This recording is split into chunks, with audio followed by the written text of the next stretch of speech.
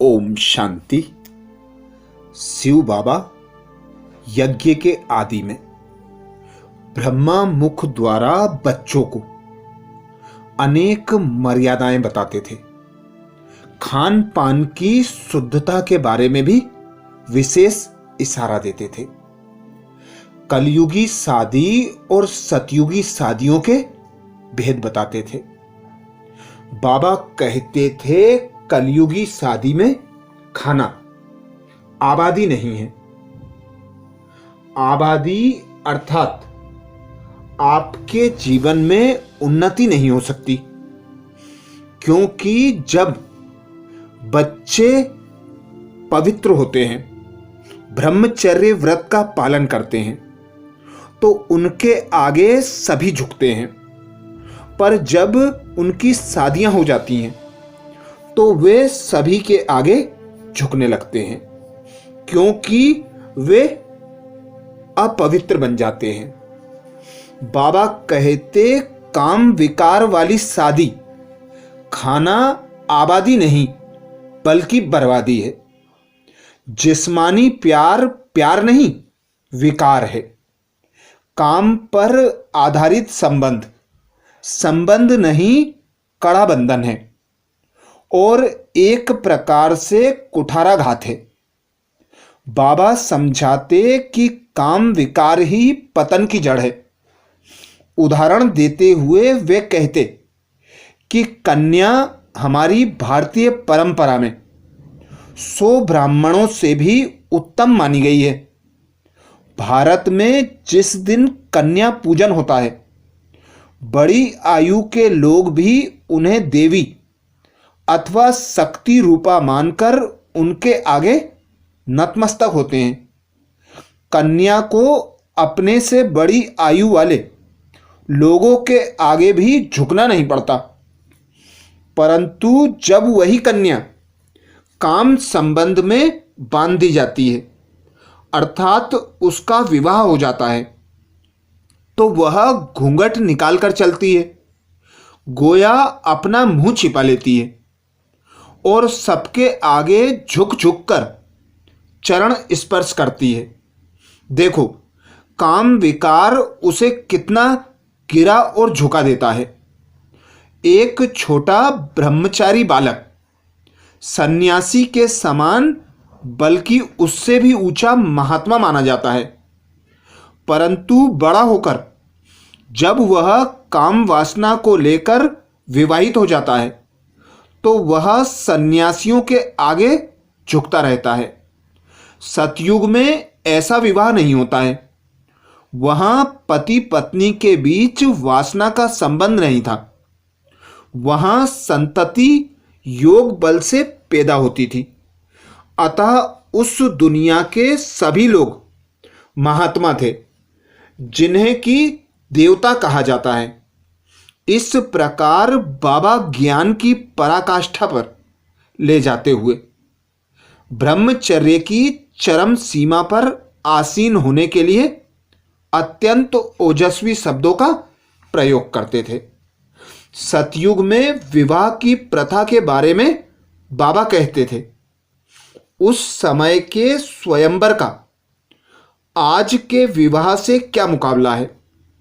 उस समय तो लोगों के पास अतुल धन धान्य था। उन दिनों जब विवाह होता तब राजा लोग दहेज के साथ हाथी, दास दासियां और सोने चांदी तथा अन्यान्य वस्तुओं का इतना भंडार दे देते कि जिसका हिसाब ही नहीं रहता। परंतु आज तो भारत कंगाल और मोहताज हो गया है और मनुष्यों का अपना जीवन निर्वाह भी कठिनाई से होता है। सतयुग और त्रेता में एक पत्नी का नियम था, परंतु आज तो मनुष्य की दृष्टि और वृत्ति वासना युक्त हो गई है। इसलिए आज धर्मपति और धर्मपत्नी के बीच धर्म का नाता तो नहीं रहा। अब फिर शिव बाबा आकर देवीय धर्म का नाता स्थापित कर रहे हैं। इसीलिए बाबा कहते काम विकार वाली शादी में खाना आबादी नहीं बल्कि बर्बादी है। तो सदा हमें यह स्मृति पक्की कर लेनी है कि जैसा अन्न वैसा मन होता है।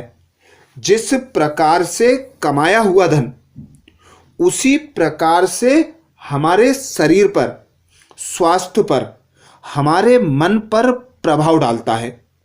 ऐसे ही हम बाहर का, होटल आदि का खाना भी नहीं खा सकते, क्योंकि बनाने वाले की मनोवृत्ति किस प्रकार की है यह भी भोजन में मन को स्वस्थ रखने में कार्य करता है।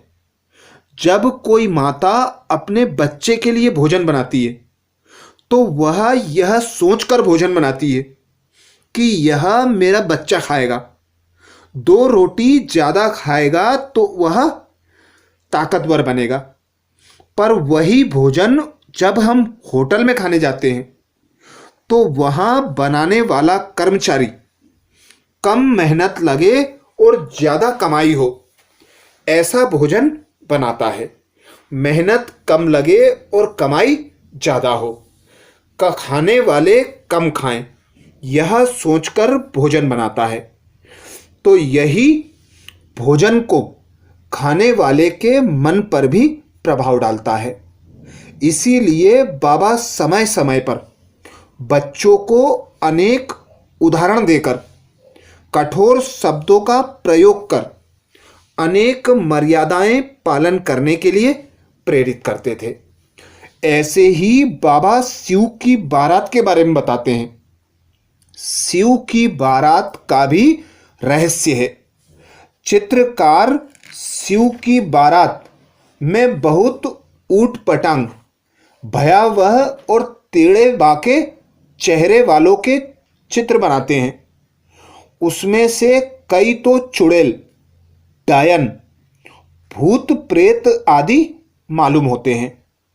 इस बात की ओर इशारा करते हुए शिव बाबा बताते हैं, एक शिव ही की ऐसी बारात दिखाई जाती है, क्योंकि परमात्मा शिव सृष्टि में आत्माओं रूपी बारात में ऐसे समय दुल्हा बनते हैं जब उन आत्माओं के गुण, कर्म, स्वभाव भूत चुड़ैलों और डायनों जैसे अथवा आसुरी जैसे हो जाते हैं, वरना सब देवताओं से भी ऊंच जो परम पिता परमात्मा शिव हैं, उनकी भला ऐसी बारात क्या होती है।